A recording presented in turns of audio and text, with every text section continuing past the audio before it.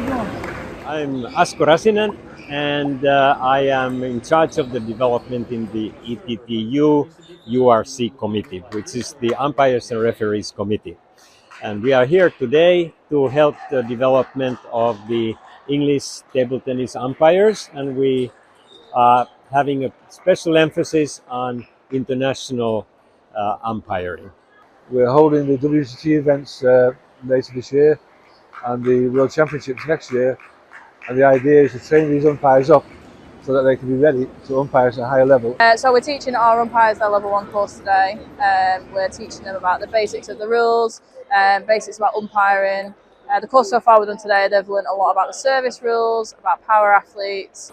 We spent this morning up in the meeting room discussing various rules, regulations, going through a PowerPoint, going through service rules, service laws, when to call a let, when to award a point, if there's any misconduct, when to award a card, when to just tell somebody to behave.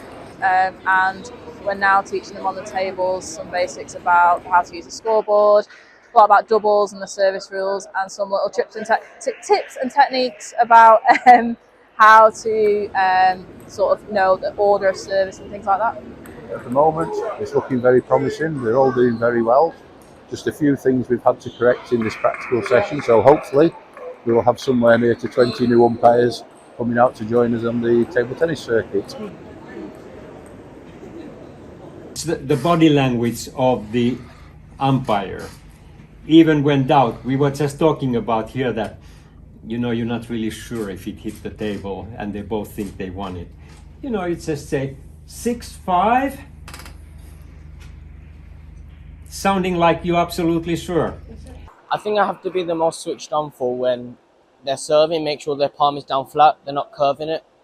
Also making sure that if balls are clipping edges or corners, make sure that they deserve the point. We all start at level 1, and I've been very lucky. I'm now a level 4 umpire, as a few of my colleagues are. And when the Commonwealth Games came to England a few years ago, we were in need of new, younger and female umpires. And we did training on that, and it went very, very well. And this last year, we had the International Umpires competition examination, and 6 of our umpires are now qualified as international umpires, and they now can travel the world.